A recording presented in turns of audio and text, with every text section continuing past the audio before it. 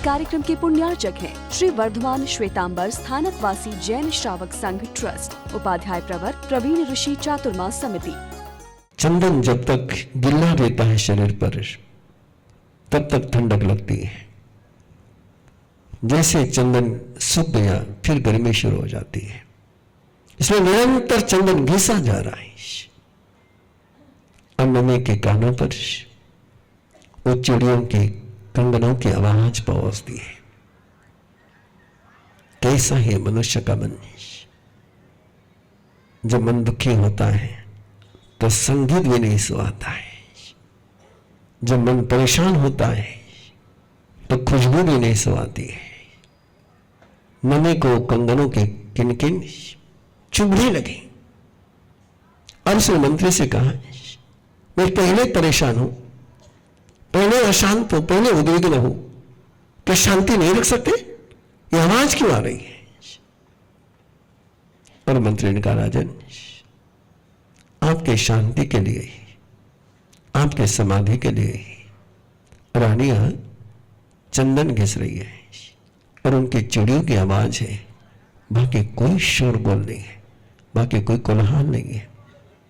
मंत्री को लगा कि लेकिन ये आवाज नमी को डिस्टर्ब कर रही है, परेशान कर रही है।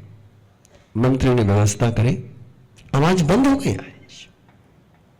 ये मनुष्य का मन है, उसके मन जैसा भी हो जाए तो भी परेशान हो जाता है, उसके मन के खिलाफ भी हो जाए तब भी परेशान हो जाता है। ऐसा नमी अपना बहुत बार होता है, बहुत बार हुआ है। शायद आपको भूल गए होंगे, याद करिए। कभी आप नाराज होते हैं, कभी आप रुठ जाते हैं, कभी आपका मन खट्टा हो जाता है और आप कहते हैं मुझे नहीं जीना, मुझे भोजन नहीं करना है, मुझे नहीं खाना है। ऐसे समय में घर वाले मनवार करे खाने के लिए तो भी अपन उचकते हैं। नहीं कहा ना एक बार, मुझे नहीं खाना है।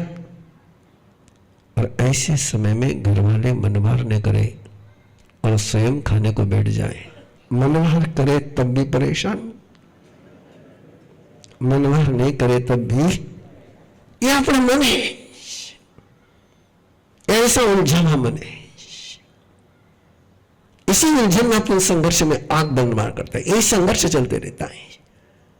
व्यक्ति समझ ही नहीं पाता सच में क्या चाहता है। वो मनवार चाहता है तो स्वीकार नहीं करता है, और मनवार नहीं हो तो परेशान हो जाता है। नमी ऐसा ही, उसके अंदर तो संघर्ष ही चल रहा है, द्वंद्व ही चल रहा है। आवाज बंद हुई, चंदन किससे बंद हो गया? मेरे हाथ लगी हुई है। मंत्री से पूछा, क्या चंदन घिसना बंद होगा? बोले नहीं राजन, रानियां चंदन घिस रही है। चंदन घिस रही है, आवाज नहीं हो रहा है। मेरी जिंदा रहते हुए सब चीजें उतार दी। कमाल हो गई, मैं तो जिंदा हूं। और तब मंत्री ने कहा कि राजन नहीं, आप एक ही हो उनके लिए, आप एक ही हो उनके लिए। इसलिए उन्होंने एक चिड़ी अपने हाथ में रखी है और एक चिड़ी का आवाज नहीं होता है। चंदन भी घिसा जा रहा है और आवाज भी नहीं हो रहा है। जिस समय अपना मन एक होता है, जिस समय अपनी श्रद्धा एक होती है, तब काम भी होता है और संघर्ष भी नहीं होता है। जिस समय अपना मन एक नहीं होता है तब काम के साथ संघर्ष होता है। जब अपनी श्रद्धा एक नहीं होती है तब संघर्ष होता है। नमी ने वो सुना कि चिड़ी एक कंगन हाथ में है, चंदन घिसा जा रहा है, लेकिन आवाज नहीं आ रही है, आवाज नहीं आ रही है, आवाज नहीं आ रही है। काम भी हो रहा है, आवाज नहीं आ रही है। और उसको लगा मैं क्यों संघर्ष में हूं, मेरे अंदर ये आवाज क्यों नहीं बंद हो रही है, मेरे अंदर का शोरगुल बंद क्यों नहीं हो रहा है। शायद मैंने भी बहुत सारी चूड़ियां पहन करके रखी है नमी अपने अंतर की चिड़िया उतारने लग गया है, अंदर की चिड़िया उतारने लग गया है और अंत में पहुंच गया है। मैं एक हूं, मैं एक हूं, मैं एक हूं, मैं एक हूं। और जैसे जैसे उसके अंदर का पूरा मोह शांत हो गया है, जो स्वयं के एकत्व को उपलब्ध हो जाते हैं उनके सारे भ्रम समाप्त होकर के जाति स्मरण ज्ञान हो जाता है। याद आने के लिए बुद्धि की आवश्यकता है, ऐसी दुनिया कहती है। लेकिन अब साइंस भी कहने लगा, महावीर की वाणी में, कि ज्ञान आने के लिए भावनाओं का तूफान शांत होना बहुत जरूरी है। दिमाग को शांत रखना हो, दिमाग को प्रगल्भ करना हो, तो इमोशनल साइक्लोन से मुक्त होना बहुत जरूरी है। वसंत मोहने जो सरे पुरानी हम जाए, जैसे भावनाओं का तूफान शांत हो जाता है, जैसे भावनाएं शुद्ध हो जाती है, निर्मल हो जाती है, स्मृति जागृत हो जाती है। और जैसे स्मृति जागृत हो गई तो नमी को अपने पिछले जन्म की योग की साधना, अध्यात्म की साधना के संस्कार जागृत हो गए। और एक बार अंदर में अध्यात्म की साधना जागृत हो जाए तब फिर सत्ता छोड़ते समय नहीं लगता है।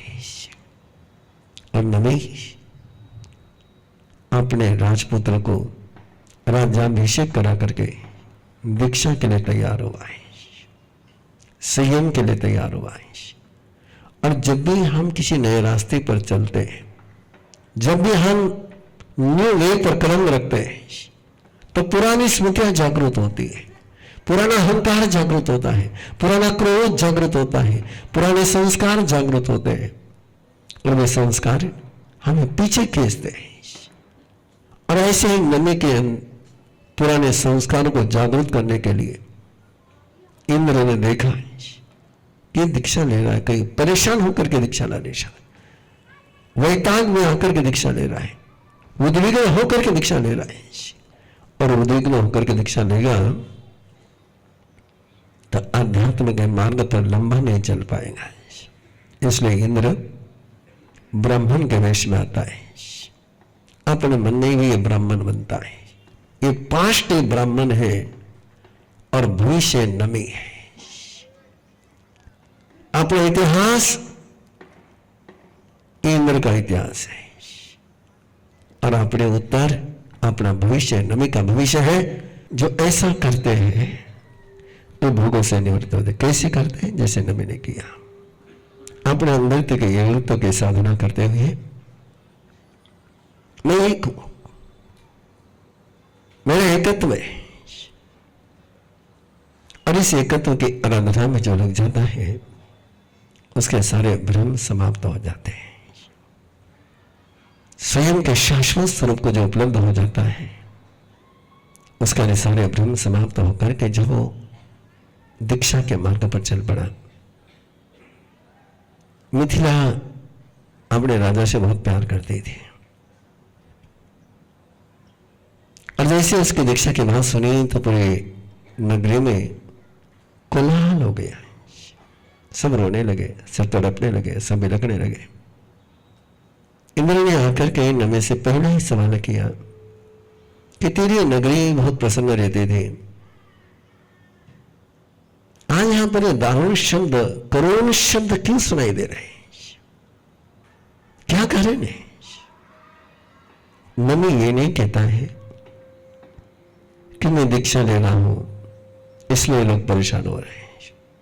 नमी बहुत सुंदर सा उत्तर देता है कि तूफान आया, साइक्लोन आया, और साइक्लोन में जो बहुत बड़ा पेड़ था उस साइक्लोन में पेड़ उखड़ गया। वो पेड़ बहुत लोगों के लिए आश्रय था, बहुत लोगों के लिए शरण था। वो पेड़ उखड़ने के कारण से ये पंछी दुखी होकर के इनकी शरण जाने के कारण से एक कंदंती भोखगा, ये पंछी है। बड़ा सुंदर उदाहरण दिया है। एक पेड़ गिर जाता है, उस पेड़ पर आश्रय जो पंछी रहते हैं वो थोड़ी देर बिलखते हैं और थोड़ी देर के बाद और किसी पेड़ पर जाकर के बैठ जाते हैं। उन्हें फिर पुराने पेड़ की जरूरत नहीं रहती। ये पंछी है। पंछी कभी अशरण नहीं रहता है और दूसरा शरण खोज ही लेता है। और इंद्र को लगा जिसने इस परम सत्य को जान लिया कि और किसी की शरण में जाकर के जो रो रहे हैं वो खुश हो जाएंगे। और फिर कहता है कि तू जिससे प्यार करता था, तेरा अंत पुरुष, तेरा राजमहल, तेरी रानियां, वो महल जल रहा है, तू जलते हुए महल की तरफ देखता क्यों नहीं है? बड़ी गजब की बात कही, बुझाने की बात नहीं करी। किस नम नाव पेखा, उसकी तरफ देखता क्यों नहीं तू? क्या अंतपुर रानियां जो शोकाग्नि में विरह की आग में जल रही है, उनके मन में भी तेरा ही आ रहा होगा कि एक बार नमी, कम से कम आखिरी बार हमको मुंह फेर करके देख तो ले, एक बार बाय बाय तो करे, आराम से ले जो कहने तो जावे। लेकिन नमी देखता नहीं उधर। अरे साधना का बहुत गहरा सूत्र है। अरे जीवन की सफलता का सबसे बड़ा मंत्र है। जब भी आगे कदम बढ़ाओ, पीछे मुड़कर के कभी मत देखना। आगे कदम बढ़ाने के बाद जो पीछे मुड़कर के देखते हैं वे कभी आगे कदम बढ़ा ही नहीं पाते। शेलार मामा बनकर के ही कोंडाना का किला जीता जा सकता है। भागने के रास्ते बंद कर करके ही युद्ध जीता जाता है। पीछे लौटने के रास्ते जिनके खुले रहते हैं वे कभी मंजिल पर नहीं पहुंचते। नमी आपने पीछे लौटने के सारे रास्ते काट चुका था, बंद कर चुका था। चत्त पुत्त कलत निवा वरस बेकुन, मैंने सबको त्याग दिया। सोम वसामो जीवामो जैसी मन नथी किंचनम नहीं लाए गजमाने नमेड जय किंचनम। उसके जलने से मेरा कुछ नहीं जल रहा है। बहुम को मुनि न बदम, मेरे साथ मेरा मंगल है। और यह अनुभूति जब देखी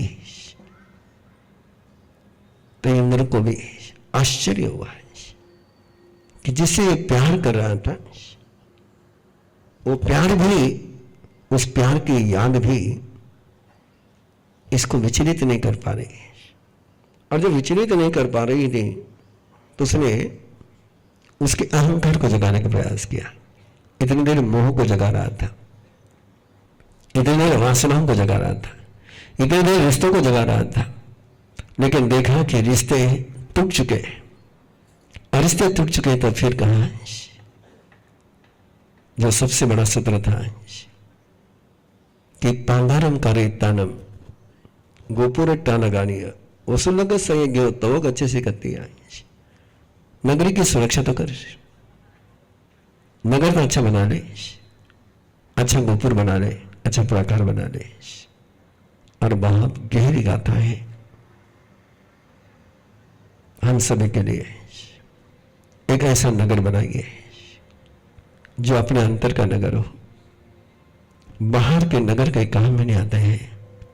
सद्धम नगरम के चाल तव सवर मंगलम खंतिनी तागरम तीनो तंबु पदसयं धनुम बरकमं के चा जीवं जयिरियं सयादियं चकयनं सच्चेन धनिवंतये तव नाराय ज्योतिन वेतोनं धम्मकञ्चया गुणिविजय संगमो भवामो मरि मयं